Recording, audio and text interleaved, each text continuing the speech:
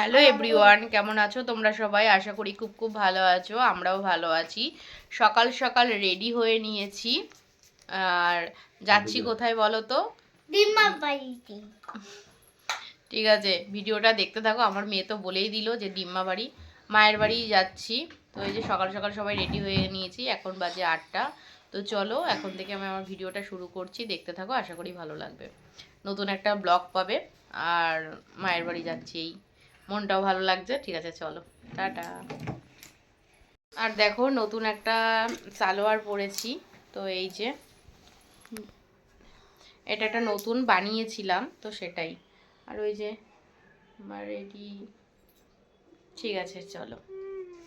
তো দেখো, এই যে নিচের ঘরটা, সব সময় তো তোমরা আমাদের ওপরের ঘরটাই দেখো আমাদের। তো নিচের ঘরটা তো দেখানোই হয় না। এই ঘরটাই কিন্তু আমার শাশুড়ি শ্বশুরমশাই থাকতেন। তো এখন তো তারা আর নেই, তো ফাঁকাই পড়ে আছে, তালা দেওয়া। তো মাঝে মাঝে এরকম পর্দাটা সরিয়ে আর কি দেখি। তো আজকেও কি মন হলো দেখলাম, আর তোমাদের সাথেও শেয়ার করলাম। তারপরে দেখো মন্দিরটা বন্ধ হয়েছিল, দেখতেই পেলে। মেট্রো স্টেশনে চলে এসেছি, দেখে বুঝতেই পারছো। আর বর গেছে মানে কার্ডে আর কি ব্যালেন্স ভরতে। তো আমাদের তো মেট্রো কার্ড আছে, তো সেই কার্ডে কিন্তু ব্যালেন্স শেষ হয়ে গেছিলো। তো তারপরে সেই ব্যালেন্স ভরতে গেল। আর সকাল তো 8টা বাজে, তোমাদেরকে বেরোনোর সময় বলেছিলাম। তাই সকালবেলা কিন্তু বেশ ঠান্ডা বাইরে। আর ডিসেম্বর মাস, ঠান্ডা তো পড়বেই, তাই না? তবে কলকাতার তুলনায় কিন্তু নদিয়া ডিস্ট্রিক্টে বেশি ঠান্ডা। কারণ আমি তো এখন ভয়েস দিচ্ছি, আর এই ঠান্ডায় অভ্যস্ত আমি, কারণ আমার তো জন্ম এখানেই। কিন্তু আমি জানি যে প্রচুর ঠান্ডা পড়ে, নভেম্বরের আগে থেকেই ঠান্ডা পড়ে যায়। তো এখন তো প্রচুর ঠান্ডা হবেই। আর আমাদের কলকাতার তুলনায় দ্বিগুণ 3 গুণ ঠান্ডা বেশি।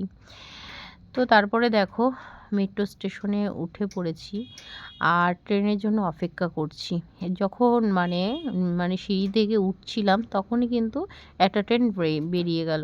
আর চিন্তা নেই, 5-6 মিনিট পর পরই তো ট্রেন। তো সেই কারণে চলে আসবে।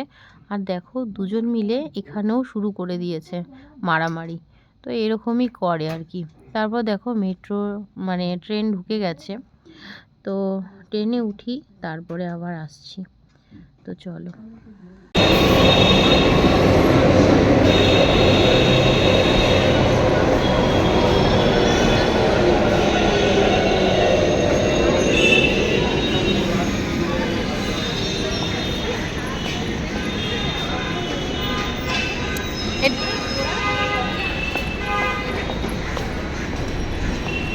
তারপরে দেখো মেট্রো থেকে নেমে দমদম স্টেশনে চলে এসেছি।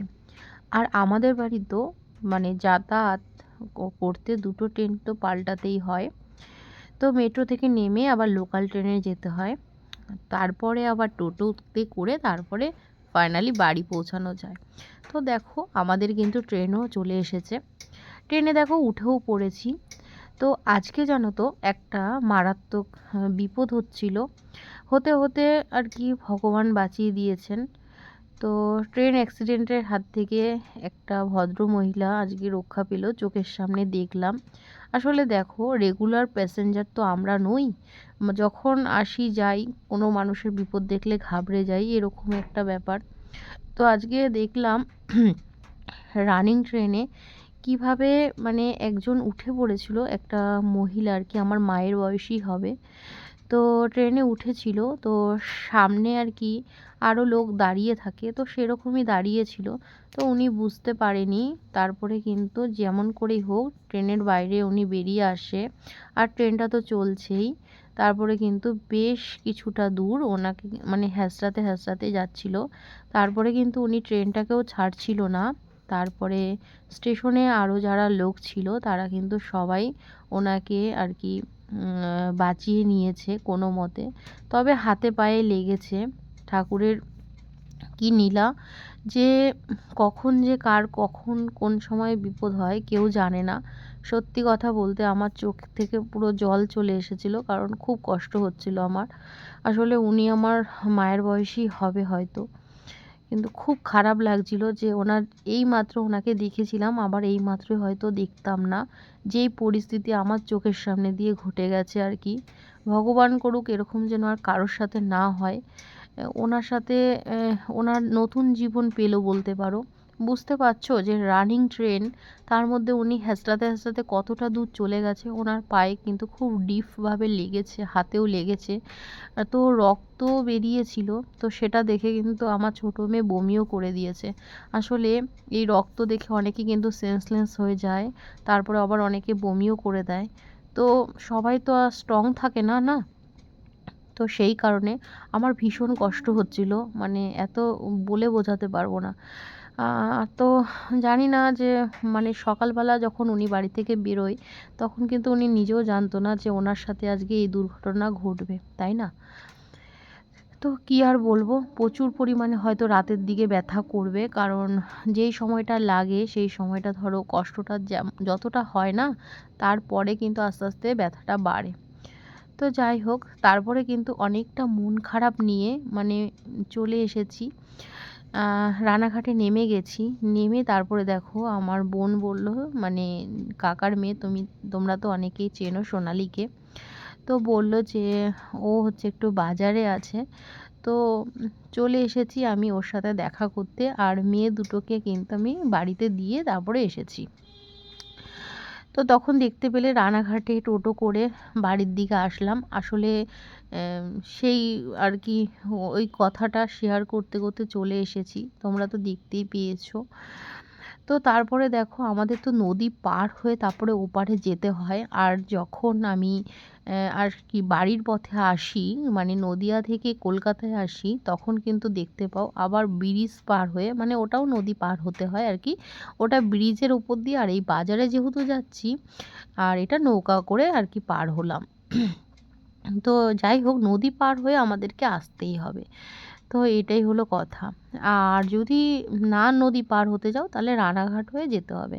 আর তোমাদেরকে এর আগে আমি বলেছিলাম যে প্রচুর ভিড় হয় রানাঘাটে, ওঠা নামা একদমই যায় না। তো নামা যায় যদিও, ওঠা কিন্তু একদমই যায় না। তো সেই কারণে কিন্তু আমি কালিনানপুর স্টেশন হয়ে আর কি আসি। তারপরে দেখো এখানে জলটা এতটাই পরিষ্কার যে জলের নিচে কি আছে সেটা কিন্তু দেখাই যাচ্ছে। তো এখানে তো সবাই স্নানও করে। তো তারপরে আর কি চলে এসেছি বাজারের মধ্যে। আর এটা কিন্তু মানে দোতলার ব্যালকনি থেকে তোলা ছিল ভিউটা। তো তারপর দেখো একটা দোকানে এসেছি, এটা কিন্তু পাইকারি দোকান। তো আমার হাজব্যান্ডের অনেক জামা কেনার ছিল, তো দেখে পছন্দ হলো, তো নিয়েও নিল। তারপরে দেখো আবার আমরা চলে যাচ্ছি। এবার বলবে যে বোন কোথায় গেল, তাই তো? বোন কিন্তু ওপারে চলে গেছে। আসলে অনেক মানে প্রচুর লোড হয়ে গেলে কিন্তু নৌকায় নিয়ে যাওয়া যায় না, তো সেই কারণের জন্য কিন্তু একসাথে অনেক লোক কিন্তু নৌকায় ওঠা যায় না। তো সেই জন্য ওর গাড়িও ছিল সাথে, সেই জন্য কিন্তু ও ওপারে চলে গেছে, আমরা যাব টোটো করে। একটা স্কুটিতে কত লোক আর হতে পারে, সাথে ওর শাশুড়ি মাও ছিল। তো সেই কারণে বললাম যে তুই চলে যা, তাহলে আমরা টোটো করে যাব। তো তারপরে দেখো মায়ের মানে বাড়িতে চলে এসেছি। আর মা তো আমাকে খেতেও দিয়ে দিয়েছে। মা রান্না করেছিল আজকে পালং শাক, মাছ, মাংস, তারপরে ডাল, আরও কি কি রান্না করেছিল, আমি অত কিছু নিইনি। আমি পালং শাক, মাংস আর মাছ দিয়েই খেয়েছি। তো এই যে ওইদিকে বড় খাচ্ছে, আর আমিও খাচ্ছি, মেয়েদেরকেও খাইয়ে দিয়েছি।